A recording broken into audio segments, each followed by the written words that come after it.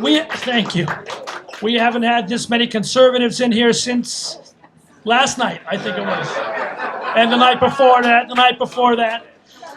Thank you all for coming.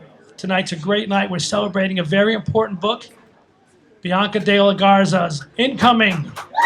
All right? So two things. Everybody's got to get a copy of this book. If you don't get it tonight, go on to Amazon. It's number 2 on Amazon right now. Okay, the second thing is make sure you go out tomorrow and vote if you haven't voted already. Okay? I'm going to turn this over to a few very smart people who are going to speak tonight. I got a chance to meet some people. There's a lot of Newsmax people in here tonight. I can't name you all. Okay, I met Elliot Jacobson tonight, somewhere over here. Tom and Deanna here, somewhere. Borelli, there we are in the back. I saw Rita Cosby's in here. Where are you, Rita? There you are. Okay. Congresswoman Victoria Sparks is here somewhere in the crowd from Capitol Hill. I see Vish Burra in the back here somewhere from Capitol Hill. Where are you, Vish? There he is. And from the New York Post, we got Rob Shooter right over here. All right, John Levine is somewhere in the crowd. John Levine. Kelly Jane Torrance. Where are you, Kelly Jane? And James Freeney, New York Post. Anyway, I could go on. I'm sorry if I left any names out, but first, Anthony Sicardi is going to give us a little bit of a background here. Come up here, Anthony. And thank you all for coming tonight, everybody. Hi, everyone. Thank you so much for joining us this evening. Hopefully there's not too many Yankee fans in here, but they're winning 5-0 now, so that's Anyway, I'm a Newsmax alum, and I will say that one of the fondest memories I have of Newsmax are the people. So thank you, many of our Newsmax friends here for attending and supporting Bianca. And I just want to say a few words briefly before Bianca comes up. I've been in publishing for over 30 years, and I've been running Post Hill Press as its publisher for the last 14 years. And there's still to this day, after 30 years of doing this, there's no greater joy in this business than to discover new voices with fresh ideas, fresh commentary, hard-hitting truths, and being unafraid in a world where everyone seems to be afraid to tell the truth. And it says it right here in the subtitle of Bianca's book. It's been such a joy to watch Bianca work, the writing of this book, the dedication, the hustle that Bianca brings to the table every day. I'm around a lot of authors every day, and no one is working as hard as Bianca right now to get the word out. We have less than 2 weeks, and I know you've all heard this before, for one of the most important elections of our lifetime, and Bianca is doing everything she can to get the truth out. I strongly encourage everyone to pick up Bianca's book, share it with your friends, get the word out on social media. This is an important book. And no offense to my friend Mark Levin, but how many more Mark Levin books can you read out there? I mean, our movement, the conservative movement, particularly here in New York, needs people like Bianca out there fighting the fight. She's unafraid, and she'll go to battle with anyone. She's a great, great journalist, and now she's a great, great best-selling author, and it's my pleasure to have her on Post Hill Press. Bianca, come on up.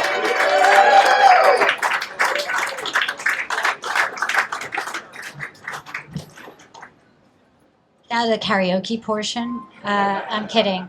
That would be really frightening. Thank you so much, Anthony. What an introduction, but also what a testament to the work you do. When I wanted to write a book 9 years ago, my path was in a different medium at the time, so it's always been on my heart. But I knew when the timing was right, the person to partner with this and to birth it with me had to be right too. And Post Hill Press, Laptop from Hell, Miranda Devine, I knew the type of work and authors that he supported. So we got to give it up to you too. Thank you all for coming here. It's wonderful to see you. I know there's a lot of things happening in the city, and there's a lot of different events. So for you to spend a few moments here tonight to see old friends, meet old friends, be at the coolest place here on the conservative safe space, the beach. Thank you. And I have to thank my network, Newsmax, because it is a reason why this book is happening, because of the platform that I have and the people and the family I work with. So without Newsmax, this book also would not be possible. And I have to thank my boss, Elliot Jacobson, who's standing right here. Valeria Riccoli, head of talent. These people allow me to flourish and, be on the front lines every day. And I think everyone in this room is also on the front lines. And in our own way, shape, or form, we are coming together at a moment, I think, where we need more voices, not less. And we need people with moral courage, fortitude, character, and the bravery to come forward and take a stand now before it's too late. I also know that this election, where Anthony says is the most consequential, I really do believe that as a mom. This book I dedicated to my 18-year-old daughter, who's over there somewhere on her phone. Any parents know that. I have a lot of stake in this, and I dedicated this book to her because as a journalist, I spent a lot of hours away from her to covering breaking news, almost 25 years being on the road, being on sets where they said, you're not going home tonight, you're going to dispatch you here. Easters where I wasn't with her, but I was at the Vatican covering the sex pedophilia scandal. So I had to dedicate a lot of my life. So why I do it and the cause I do it is for the truth and for the American people, a voice for the voiceless. So I'm so pleased and honored to share this space tonight with all of you.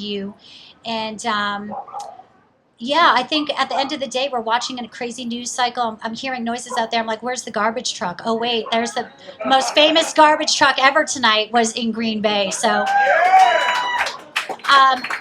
I truly thank you all. Some friends are new, some other friends. I just saw a friend of mine. I said, oh, how do you guys know each other? They said, we met on the elevator yesterday leaving Steve Bannon's press conference. So, it's fascinating to see how we're all coming together. And I just am so grateful. And I will wrap it up just saying thank you. The book is something I'm very proud of. And I also think it will be something that encapsulates a moment of history that none of us will ever forget. So thank you. God bless all of you. And thank you for coming tonight. And I did say open bar, so I hope you're enjoying it. Incoming! Stay in the fight. We have this. We have this, America. Thank you. Appreciate you all. Thank you so much. Oh, and if anyone has any questions, C-SPAN is here too, and they're doing a great job. So I don't want to shut it down if someone has any question about the process, when I started, how it all came together. Who's my favorite Kardashian? Rob Shooter. It's a trick question. I'm not going to fall for that. He's a plant. He's a TMZ plant. A real question. So Bianca, how long was this process for this book? Because there's a lot of current events in it. And when did you kind of have to change and shift a little bit? I guess I was told this is the first book I've ever written. I guess I'm always told, and Anthony maybe can go with that, there's a point where you just never stop, and you could keep writing and writing. But I would say when I started the book, it was at the White House Correspondents' Dinner, the first one I've ever attended in 25 years. And the opening chapter is called Inside the Legacy Media's Lion's Den. And basically, I had to stop. After the first assassination attempt, we were starting to get the manuscript together. And then there was a second one. And I was like, we can't stop. And I really pushed it. Anthony was getting a little bit, no. I mean, we were just like, one more edit. But it's pretty current. And it also involves the coup.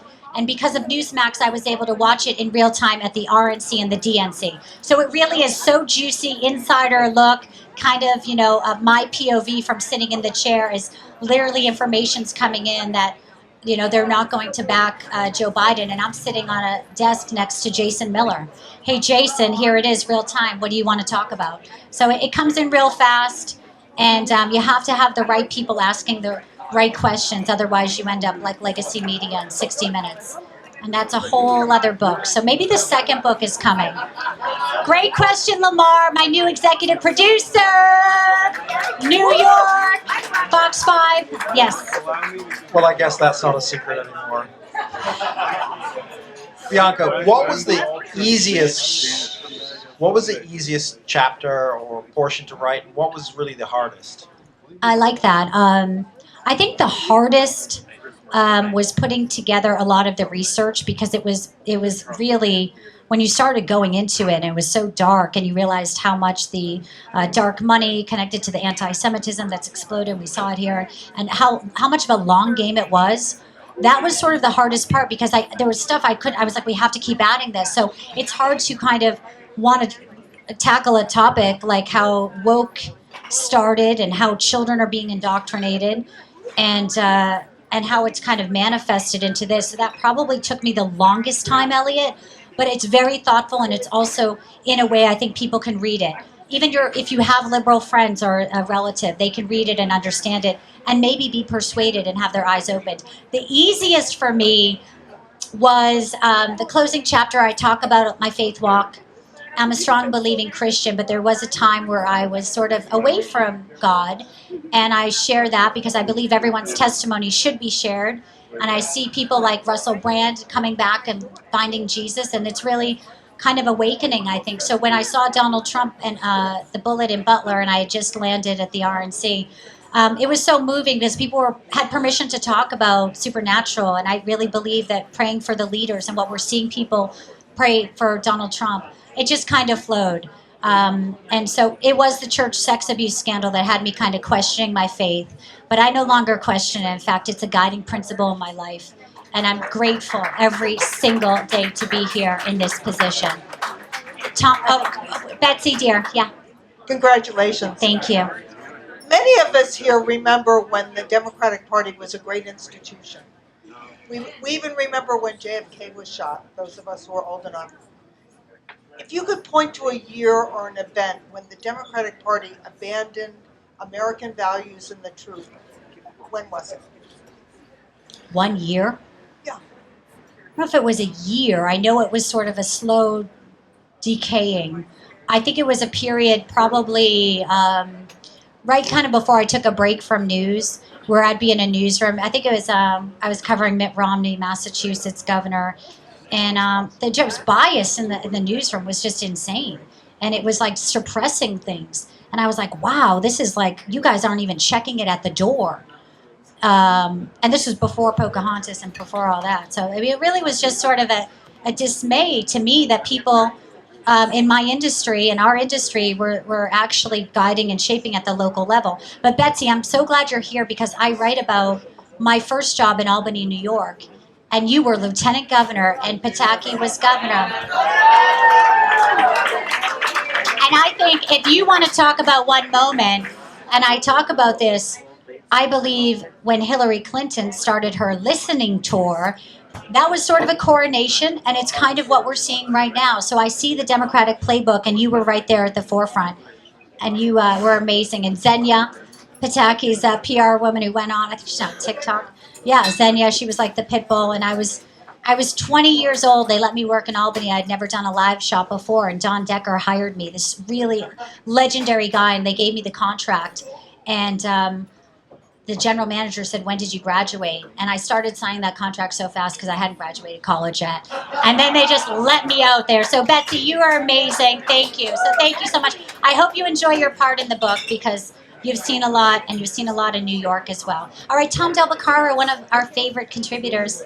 Thank you. Same question with regard to the media. When did you... I know it's in your book, and by the way, I love the title of your book, because the moment you start reading that book, it's incoming from the word one. So when was it with the media? When did the scales fall off your eyes and you decided you were taking a different path? You know, I was just tired of seeing it be, if it bleeds, it leads. I was tired of spending, I alluded to hours away from my daughter. You know, it was a time where I was at the UN during the weapons of mass destruction speech. I was standing outside. I remember covering that. And I started to see the news and the lack of journalist integrity, but also the lack of funding for investigative reporting. I actually covered the border in the late 90s when I worked in San Diego, and we shut down an illegal sweatshop.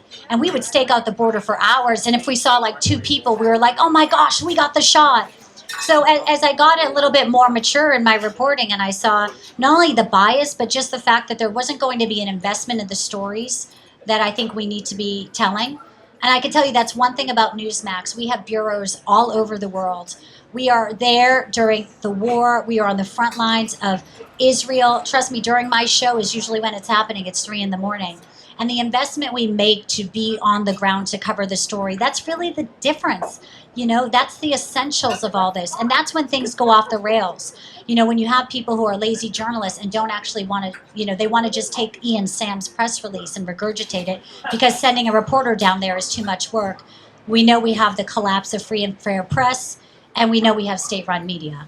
So I didn't want to play that game. Yes. Oh, so I wrote a book also with Anthony Zaccardi Yes, too. yes, Yeah. He's so good. So that's a good sign. He's great. You're in good hands. You're in The great best. hands. What was the most surprising thing for you, my friend? And also, what did you learn about yourself? I always feel when you do these books, people who have done books like these great folks here, and probably so many people in the room. That's the You Barbara learn Walters so much question. about yourself. That's the Barbara Walters. And have you thought about your next book already? Yes, I have. See? I want to wait until after See? Tuesday. Always getting the scoop. Go ahead. It's a beautiful process, and I loved the process. I loved writing. So, yeah, I have thought about the second one. I have the first question. Wait, there was a 3-pronged question. Rita, wait, you're throwing it at me here. What is it, girl? Uh-huh. Oh, okay. I thought there was there something in the beginning? Oh, praise Anthony. I'm a workaholic. I'm actually, it's like a drug. Because I do 3 hours of live television. Why I would decide to write a book in the middle of election season while my daughter is graduating from college in May and then moving to Pratt in Brooklyn to go to school in fall. Like, there's not a lot of spare time. So I think I realized that just so dedicated to it. I dug deep. I loved the material. I enjoyed the process, and I'm not somebody who has to be. I'm not afraid of asking for other people's opinions. So, you know, I really did kind of look at this as the first one, but not the last one, and I'm learning a lot more. And I'm okay to say that. You know, there's things I might have done different, but I'm happy. I'm really, really proud of the work, and I'm a little bionic. I flew in last night from Florida. I'm based in Florida, and I'll fly back Friday morning to be back on the air. So whatever it takes, I will do it. And right now, I want it to get to number 1. I'm not going to lie. Thank you, guys. Let's make it happen. Cheers. Now I can have a little toast. Thank you, guys. Thank you so much.